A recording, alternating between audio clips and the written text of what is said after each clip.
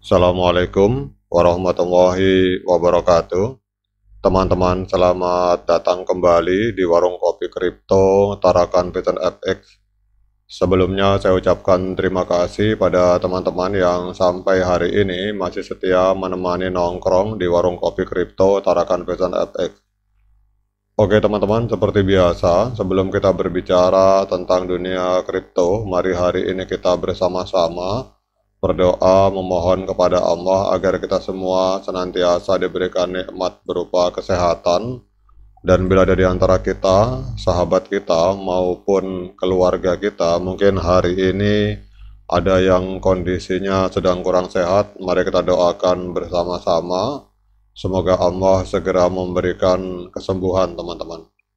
Kemudian untuk kita yang hari ini sedang mengalami kesulitan dalam persoalan ekonomi dan persoalan keuangan, mari kita doakan bersama-sama semoga Allah segera memberikan keajaiban, solusi, dan jalan keluar teman-teman.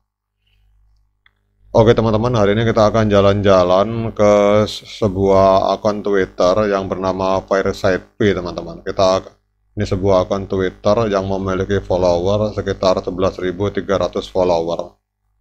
Jadi kita akan membahas tentang ada fake news atau berita palsu tentang persoalan KYC teman-teman. Jadi di era digital seperti sekarang ini, informasi tersebar dengan cepat melalui berbagai platform media sosial. Namun di antara banjir informasi yang mengalir, terdapat juga yang disebut sebagai fake news atau berita palsu yang bisa menyesatkan teman-teman. Jadi salah satu contoh terbaru ini adalah perihal KYC, Know Your Customer, versi untuk anak-anak di bawah umur 18 tahun yang disebut-sebut berasal dari pengembang P-Network teman-teman.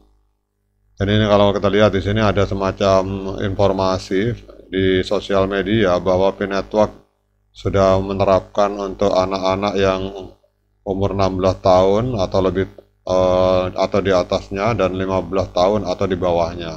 Dan ini ternyata informasi ini bukan berasal dari core team teman-teman.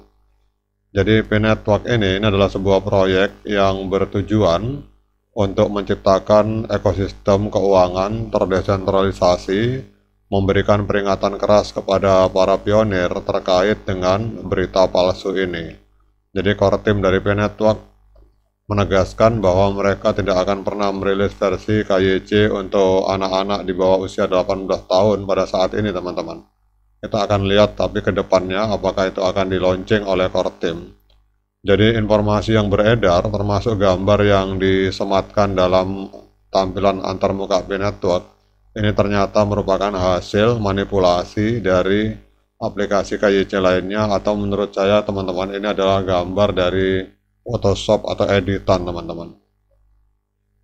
Dan kalau kita semua menyadari bahwa core team ini selalu mengajak para pionir untuk tetap mengikuti informasi resmi yang dikeluarkan oleh mereka melalui akun resmi Twitter di core team untuk mendapatkan update terbaru dan menghindari penyebaran berita palsu teman-teman.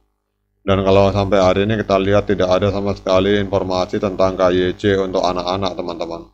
Nah ini yang saya belum dapat informasi apakah memang core team ini tidak memperbolehkan anak-anak terlibat atau memang sedang digodok aturan untuk keterlibatan anak-anak dalam dunia kripto. Saya tidak tahu karena sampai hari ini belum ada pembicaraan lebih lanjut, walaupun di masa lalu ada selentingan atau rumor yang menyatakan bahwa para penambang di kalangan anak-anak itu juga bisa melakukan KYC teman-teman. Namun seperti kita ketahui bahwa di dalam dunia kripto, terutama kalau kita yang sudah biasa bermain di exchange atau di market-market yang ada di dunia kripto, memang biasanya untuk anak-anak ini tidak diperbolehkan teman-teman. Rata-rata yang diperbolehkan terlibat itu umur 18 tahun ke atas. Namun kita tidak tahu, kita tunggu saja perkembangan selanjutnya apakah memang P-Network atau Dr. Nicholas Kakalis dan kawan-kawan ke depan akan meluncing KYC anak-anak.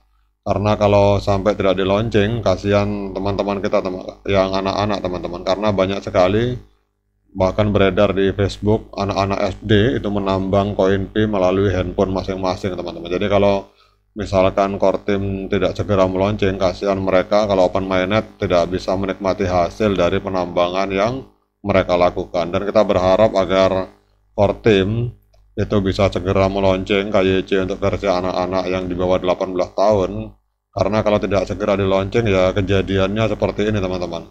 Banyak sekali fake news yang beredar, atau bahkan akan ada oknum-oknum yang memanfaatkan. Mereka bisa jadi akan membuat aplikasi-aplikasi tiruan yang memanfaatkan ketidaktahuan pionir untuk melakukan KYC anak-anak, sementara di sisi lain aplikasi tersebut bisa mencuri koin P yang kita miliki teman-teman.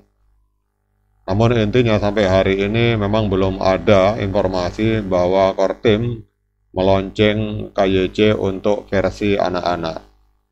Jadi membedakan antara berita palsu dan berita asli teman-teman, ini menjadi sebuah kebutuhan yang sangat penting dalam era informasi digital seperti sekarang ini teman-teman, karena kita tahu bahwa fake news atau berita palsu ini memiliki potensi untuk menyesatkan, memicu kepanikan, dan bahkan merugikan individu atau kelompok tertentu.